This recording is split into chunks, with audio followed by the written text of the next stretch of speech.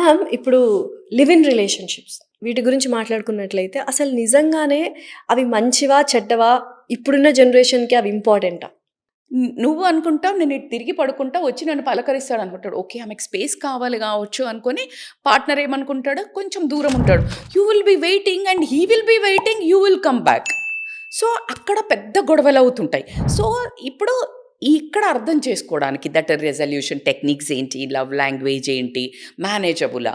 ఇలాంటివి. దాని తర్వాత మేజర్‌గా అంటే మనిద్దరి గోల్స్ డిస్కస్ చేసుకొని ముందుకెలా వెళ్ళాలి అని అనుకొని ఇవన్నిటిని ఫస్ట్ ఆఫ్ ఆల్ మీరు అడ్వాంటేజెస్ అండర్‌స్టాండింగ్ పెంచుకోవడము, కొంచెం అడ్జస్ట్‌మెంట్. అండర్‌స్టాండింగ్ పెంచుకున్న తర్వాత అర్థమైంది ఏం అవును. నచ్చుతది, ఏం నచ్చదు. Then you will try to compromise and adjust, tune ఇవన్నీ నడుస్తది. ఇది ఇంపార్టెంట్.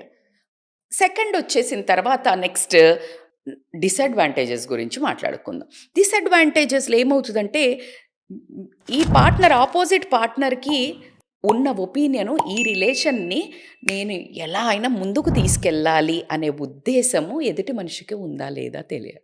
హ్మ్. అంటే ఆ మనిషికి జస్ట్ ఇప్పుడు టైమ్ పాస్ చేస్తా. ఇంకా నెక్స్ట్ ఇంకెవరైనా మంచిగా వస్తే నేను వెళ్ళిపోతా. ఇది కమిటెడ్ రిలేషన్ కాదు అనే ఈజ్ ఉందా? ఈ బాండింగ్ మీద రెస్పెక్ట్ ఉందా? ఇప్పుడు ఆ రెస్పెక్ట్ లేదు. జస్ట్ ఈమె ఇప్పుడు ఉత్తర లివిన్ అంటేనే వచ్చింది. లేకపోతే ఈయన వచ్చాడు. సో, నాకు నెక్స్ట్ ఏది నచ్చితే నేను వెళ్ళిపోతా అనే థాట్‌లో ఉన్నప్పుడు hmm. You will change or not? Correct.